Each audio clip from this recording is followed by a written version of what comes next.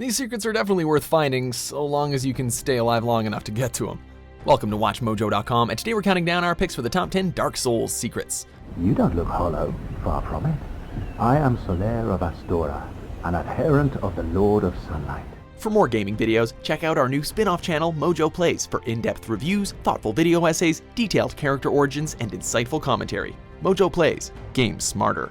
For this list, we're looking at secrets, hidden areas, and other goodies from the legendarily brutal game series. We're only looking at hidden stuff from the first 3 Souls games and not Demon Souls or Bloodborne.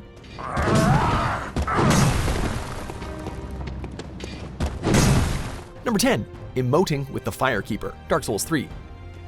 If you don't spend a lot of time with the game's multiplayer side of things, emotes in the Dark Souls series don't seem all that worth it. After all, if you're surrounded by non-player characters, I mean, who are you going to praise the sun with? But there is one NPC that appreciates your swag moves, and that is the Firekeeper in Dark Souls 3's Firelink Shrine. In addition to helping you level up, she'll react if you perform emotes in front of her, reacting to your gestures with giggles, bows, and sometimes uncomfortable glances at the floor. Awkward, but hey, still top tier waifu, right? Number 9, the corpse of Laddersmith Gilligan, Dark Souls 3. Back already?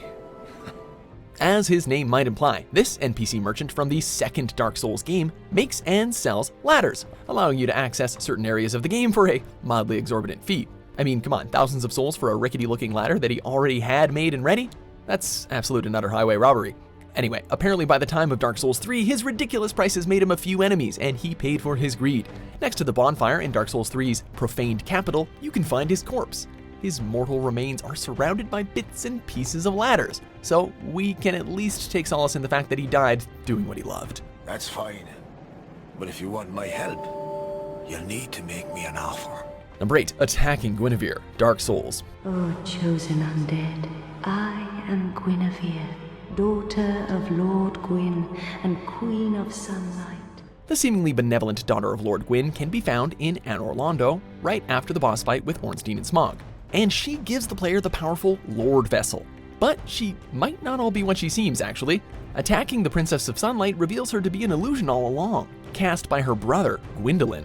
And that's not all. The sun shining overhead was kind of an illusion too, one that has now been dispelled. For their act of unwarranted violence, though, the player is plunged into a darkened Anor Londo and receives the non-removable Sinner status ailment, causing them to incur the wrath of invading NPCs. Thou shalt perish in the twilight of Anor Londo. Number 7, Sex Change Coffin, Dark Souls 2. When players first begin their journey in the second Dark Souls game, they'll find themselves in the cavernous area known as Things Betwixt. There isn't much to see here, so most players just walk right on through. However, a little exploration finds 2 trolls and a pursuer if you're playing Scholar of the First Sin, but also this innocuous coffin resting on the edge of a lake.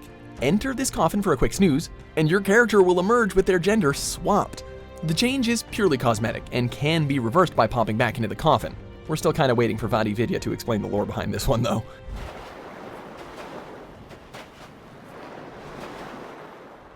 Number 6, how to deal with mimics, Dark Souls.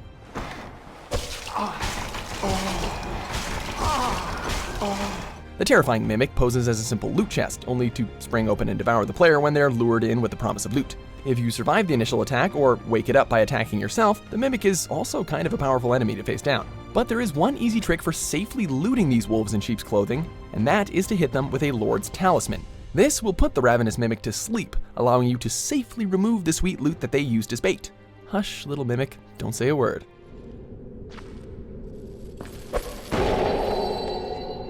Number 5, Mirror Knight's Backup.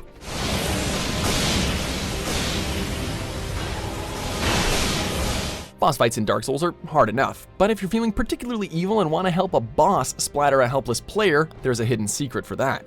The Looking Glass Knight, also called the Mirror Knight for obvious reasons, will use its mirrored shield to summon red phantoms during this battle. You can become one of those red phantoms by dropping a red sign soapstone near the last 2 bonfires in Drangleic Castle. But with some patience, you should eventually be summoned to the battle to help the boss against the player. Just make sure you're cool with the fact that you're ruining someone's day. Oh wait, you're gamers. You're fine with that. Yes! Yes! Wow! Number 4, Sif Encounter, Dark Souls.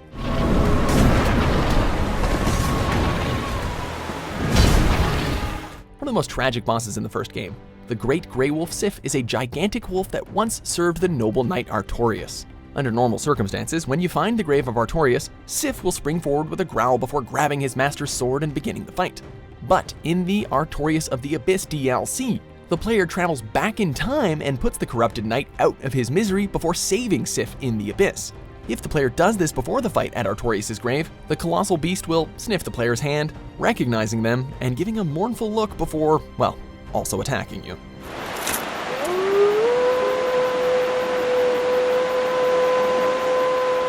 Number 3. Early access to the Mound Maker's Covenant, Dark Souls 3.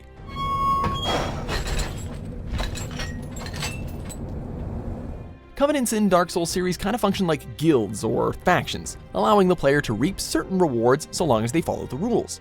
Many of these are PvP based, allowing the player to engage other players in combat. One of the more obscure covenants in the third installment can be accessed really early, like earlier than you might think. First, you find the NPC, appearing as a mob that's typically aggressive, in the undead settlement carrying the cage on his back. Then you hop in, which we know sounds sketchy, but it's perfectly safe, we promise, and then you'll be transported to a new area where you can join the Covenant. This pit is for hollows, not for the likes of you sane folk. Or perhaps you are a hollow, posing as otherwise? Number 2, the Darklurker, Dark Souls 2.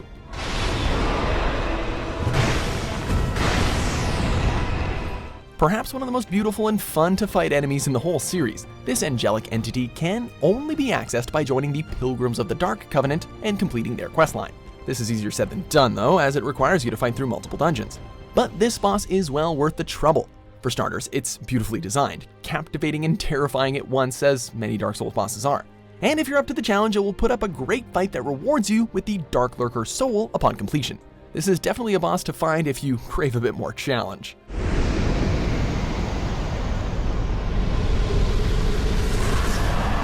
Number 1, Saving Solaire, Dark Souls. Why not help one another on this lonely journey? This pleases me greatly. One of the very few NPCs in the first Dark Souls who isn't creepy, rude, or secretly a serial killer, this noble knight has become a fan-favorite character in the Dark Souls community. But unless you perform certain tasks, he meets with a very sad fate, turning up in the demon ruins having been taken over by a parasite and driven mad. But he can be saved by joining the Chaos Servant Covenant and unlocking the shortcut to Lost Izalith. In the shortcut, the parasite that would otherwise take over your beloved Sunbro can be found and killed, allowing him to live on and praise the sun another day. Jolly cooperation indeed. Spot my summon signature easily by its brilliant aura. If you miss it, you must be blind. Do you agree with our picks? Check out these other great clips from WatchMojo and subscribe for new videos every day.